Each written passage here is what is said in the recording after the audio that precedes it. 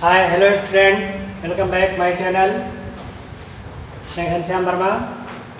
आज आप लोगों को क्लास 11 फिजिक्स में चैप्टर 5 के पहले वीडियो में हम लोगों ने इसके देखा है निर्देश तंत्र क्या होते हैं, 2 डायमेंशनल, 3 डायमेंशनल, 1 डायमेंशनल में कैसे जो है मोशन को दिखाते हैं इत्यादि चीज़ें जाना था। आज हम लोग उसी में आगे बढ़ेंगे। रेखीय गति का ग्राफीय निरूपण देखेंगे। कोई वस्तु अगर सरल रेखीय चल रही है, एक रेखा में गति करती है, तो उसका ग्राफीय निरूपण कैसे किया जाएगा, ग्राफ पर कैसे दिखाएंगे। तो इसके लिए क्या करते हैं, सबसे पहले इसमें पहला ग्राफ है स्थिति समय ग्राफ, पोजीशन टाइम ग्राफ। मतलब स्थिति को लेना है कि वस्तु कहाँ पर है और कितने समय में कितनी दूरी तय की है। तो समय और डिस्टेंस को लेकर के जो ग्राफ बनाया जाएगा तो स्थिति समय ग्राफ कहलाएगा। इसमें एक्स अक्ष पर जो हम लेते हैं, तो एक्स अक्ष पर हम टाइम लेते हैं,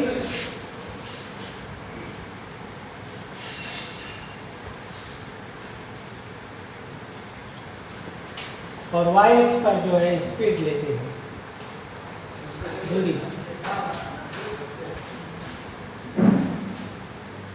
ठीक है, या विस्थापन भी कह सकते हैं।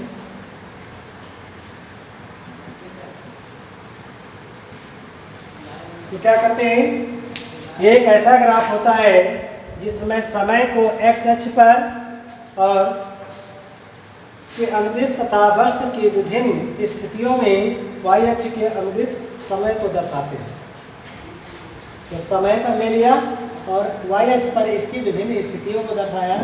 1 सेकेंड में 10, 20, इस तरीके से हमने मान लिया। इस ग्राफ का उपयोग एक स्थिर वस्तु, एक समान वेग से गतिमान वस्तु अथवा परिवर्ती गतिमान वस्तु आदि की गति का अध्ययन में किया जाता है। क्या ऐसे ग्राफ से हम क्या करते हैं, या तो वस्तु की गति कैसी है, परिवर्ती गति है या एक समान गति है। तो परिवर्ती या एक समान या स्थिर है, इन सभी का अध्ययन हम इस ग्राफ के माध्यम से कर सकते हैं। हमने मान लिया है कि माना 3 कार हैं, फर्स्ट, सेकेंड और थर्ड, विराम से एक सीधी सड़क पर 5 सेकेंड के लिए गति करती हैं। कार है 3, फर्स्ट, सेकेंड और थर्ड, ये विराम में है और 5 सेकेंड तक गति करती हैं। 5 सेकेंड में वह विभिन्न पोजीशन पर होती हैं, विभिन्न स्थितियों में होती हैं, जो इस ग्राफ में दिखाया गया है। सॉरी, जो इस सारणी में है। 1 सेकेंड पर पहली कार 23 किलोमीटर, दूसरी कार 18 और तीसरी कार 8। 2 सेकेंड में 42, 36 और 17, 3 में से 59, 30, 4 सेकेंड में 70, 72, 47, 5 सेकेंड में 80, 90 और 75। इस तरीके से ये चलती हैं। ठीक है, तो अब इनको हम एक क्या करेंगे, एक ग्राफ के रूप में निरूपण करेंगे। अगर हम सारणी को देखें तो क्या पाते हैं कि एक बहुत ही इजी सारणी लगती है। ये सारणी जो है बहुत इजी है।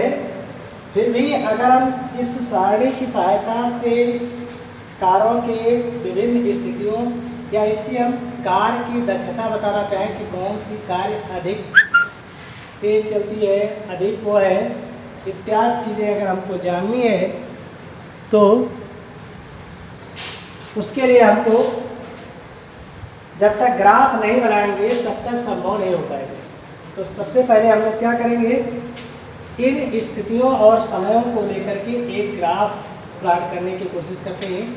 ग्राफ में समय को हमने एक्स अक्ष पर और दूरी को वाई अक्ष पर लिया हुआ है। समय को 1 square equals 1 second, 2 second, 4 second लिया गया है। वैसे 1 स्क्वायर इक्वल 10 मीटर लिया गया है। इस तरीके से हमने इसके पैमाने लिए और उसके बाद कार 1 के लिए 1 सेकेंड पर 23, कार 2 के और इसका 2 सेकेंड पर फिर 42 फिर 59 लेकर के ये ग्राफ ये बनाया गया। ऐसे सेम कार 2 के लिए बनाया गया और कार 3 के लिए बनाया गया। तो ये 3 ग्राफ दिखाए गए हैं। इन ग्राफ से हम क्या पाते हैं? तो इन ग्राफ से ये पता चलता है कि जो कार सेकंड है, जो कार सेकंड है उसकी जो वेग है या गति है तो क्या है, वो एक समान है। तो इस ग्राफ से क्या हम पाए कि कार सेकंड की जो चाल है या वेग है वो एक समान है। वो समान समय में समान दूरी तय करती है। जैसे बराबर 1 सेकंड में 18 आई तो नेक्स्ट में 36 हो गया, मतलब 18 चली, फिर 18 चलेगी, फिर 18, तो 18 बढ़ते जाएंगे तो 90 तक हम पहुँच जाएंगे 5 सेकंड में। इससे पता चलता है कि कार सेकंड क्या है, एक समान चाल से गतिमान है। तब हम इसकी का वेग निकाल सकते हैं कार सेकंड का। तो कुल वेग बराबर क्या हो जाएगा, कुल विस्थापन बटा कुल समय। कुल विस्थापन कितना है, 90 है, और कुल समय कितना लगा, 5 लगा, तो क्या हो जाएगा 9/5 हो जाएगा। जब इसको कैंसिल करेंगे तो आ जाएगा 18 मीटर पर सेकंड। तो सेकंड कार की चाल को आसानी से निकाल लिया। अब हम अगर कार फर्स्ट की बात करें और थर्ड की बात करें तो कार फर्स्ट एवं कार सेकंड समान समय अंतरालों में भिन्न भिन्न दूरियां तय करती हैं या इनमें भिन्न भिन्न का विस्थापन होता है। मतलब चाल समान नहीं है। इनका वेग जो है वो कैसा है, चाल या वेग इनका कैसा है, असमान है। क्योंकि यदि समान होता तो ये भी समान अंतराल में समान दूरी तय करती। तो इनके कार चाहे सेकंड थर्ड की बात करो या फर्स्ट की बात करो, दोनों कार की जो चाल है या वेग है वो कैसा है, असमान है। तो परिणाम स्वरूप एक समान गति से गतिमान वस्तु का समय विस्थापन ग्राफ क्या मिलता है, एक सरल रेखा मिलेगा। और अगर समान चाल रही है तो वो कर्व मिलेंगे। कुछ तिरछी लाइनें हो सकती हैं, कुछ मुड़ी हुई लाइन हो सकती है, लेकिन अगर चाल समान है तो क्या होगा, एक सरल रेखा प्राप्त होगा। और इसकी सरल रेखा की प्रवणता जो होगी वो उसके वेग को प्रदर्शित करेगी, इसके कार के वेग को प्रदर्शित करेगी। यदि वस्तु का वेग परिवर्ती है तो क्या कैसा ग्राफ मिलेगा, वक्रीय ग्राफ मिलेगा। तो इस तरीके से हमने देखा स्थिति समय ग्राफ से हमको क्या मिलता है।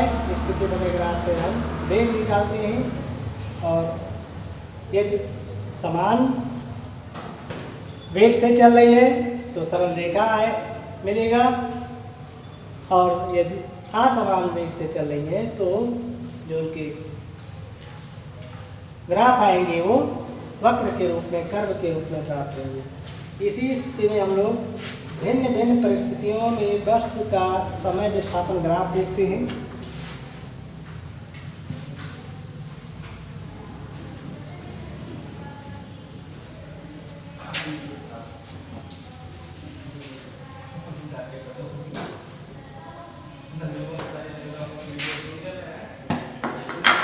भिन्न भिन्न परिस्थितियों में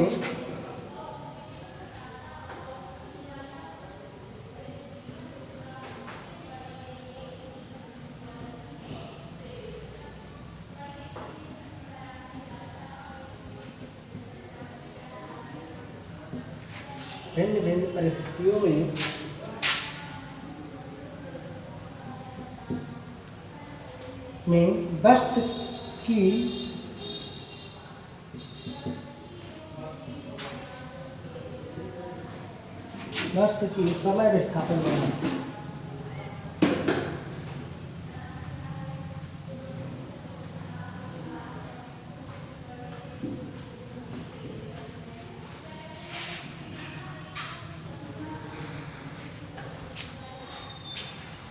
ठीक है।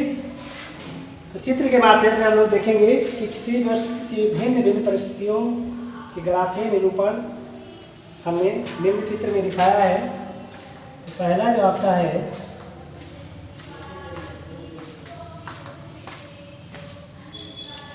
अगर कोई कार है या कोई वस्तु है वो वाई अक्ष के समांतर है या एक्स अक्ष के समांतर है। अगर कोई कार है जो क्या है एक्स अक्ष के समांतर है, ठीक है। तो अगर कोई कार एक्स अक्ष के समांतर है, इससे क्या डिनोट होता है, उसका ग्राफ जो आया है वह एक्स अक्ष के समांतर है। तो इससे ये पता चलता है कि समय तो बढ़ रहा है, क्योंकि समय हमने इधर लिया है और इधर क्या लिया, विस्थापन लिया है, ठीक है।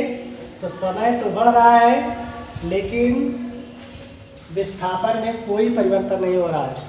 तो इस स्थिति में क्या होगा कि वस्तु रुकी हुई है, अर्थात वस्तु विराम में है, ठीक। सेकेंड ग्राफ है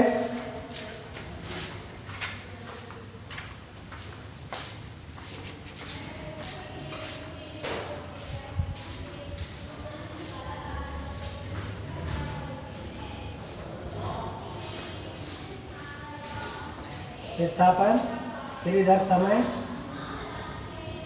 लेंगे और ये ऐसे। इसका मतलब क्या है कि ये एक सरल रेखा प्राप्त हुई। इसका मतलब क्या हुआ कि जो वस्तु है तो एक समान वेग से चल रही है, ठीक है। थर्ड ग्राफ देखिए क्या है,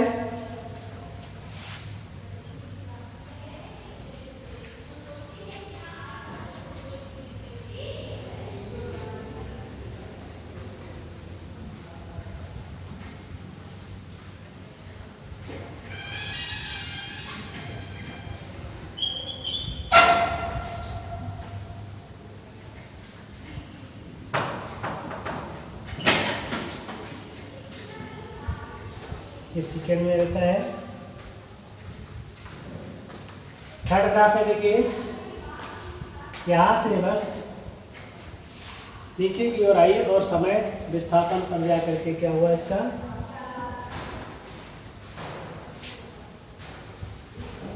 मिल गई, समय अक्ष पर जा करके जब मिल जाएगी। इससे क्या पता चल रहा है कि समय के साथ विस्थापन घट रहा है, यानी वेग जो है वो घट रहा है, डिक्रीज हो रहा है वेग। जब वेग डिक्रीज हो रहा है तो समय तो बढ़ेगा लेकिन दूरी घटती जाएगी। फोर्थ वीडियो है, फोर्थ जो आपका चित्र आएगा कुछ किस तरीके से है,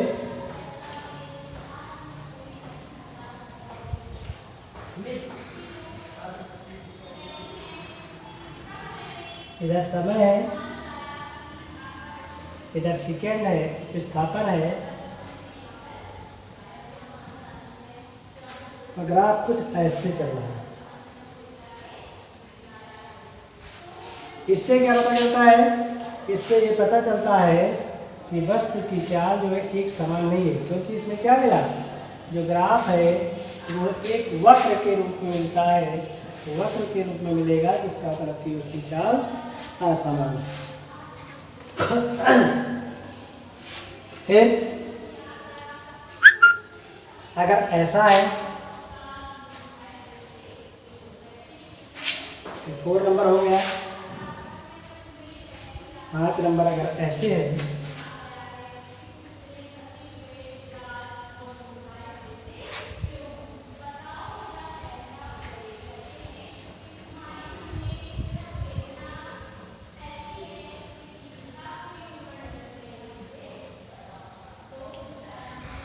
तो हम क्या पाएंगे,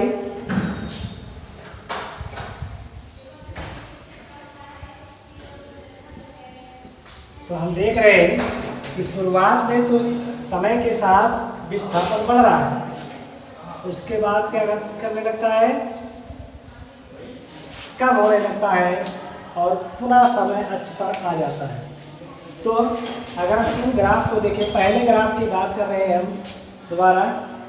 पहला ग्राफ है कि समय विस्थापन ग्राफ की ढाल प्रवणता शून्य है, यानी व्यस्त विरामावस्था में है। ठीक है, समय के साथ विस्थापन में कोई परिवर्तन नहीं हो रहा है, तो व्यस्त विरामावस्था में है। सेकेंड में समय विस्थापन की ढाल अथवा प्रवणता धनात्मक है, बढ़ रही है। तो वस्तु का वेग क्या है, एक नियत वेग से वस्तु जो है एक सरल रेखा में चल रही है, जिसका परिणाम y=mx+c जैसा देखा जा सकता है। इस तरीके से कुछ रेखा मिल सकती है। अगर मूल बिंदु से जाएगी, ओरिजिन से जाएगी, जीरो हो जाएगी, यहाँ से जा सकती है, यहाँ से जा सकती है, यहाँ से जा सकती है, कहीं से भी जा सकती है। ठीक, फिर है चित्र सी, मतलब थर्ड चित्र में अगर देखा जाए तो थर्ड में समय विस्थापन ग्राफ की ढाल ऋणात्मक तथा नियत है, नीचे की तरफ आ रही है ऐसे, और नियत है। इसका मतलब क्या हुआ कि वस्तु का वेग ऋणात्मक है, यानी ऋणात्मक वेग से वस्तु गतिमान है, यानी ऋणात्मक से मतलब है कि जो उसका वेग है वो डिक्रीज कर रहा है। नेक्स्ट है समय विस्थापन ग्राफ की ढाल भिन्न भिन्न बिंदुओं पर भिन्न किंतु समय के साथ बढ़ रही है। देखिए, समय के साथ ये बढ़ रही है और भिन्न भिन्न बिंदुओं पर भिन्न भिन्न है इसके विस्थापन। तो क्या है कि वस्तु के वेग में तो वृद्धि हो रही है, लेकिन एक समान वृद्धि नहीं है, परिवर्ती वृद्धि हो रही है। फिर जो 5 नंबर ग्राफ है, इसमें देखें तो समय विस्थापन की ढाल समय के साथ परिवर्तित हो रही है। ये पर यहाँ कुछ और है, यहाँ कुछ और है, यहाँ कुछ और है, यहाँ पर कुछ और होगा, यहाँ कुछ और होगा।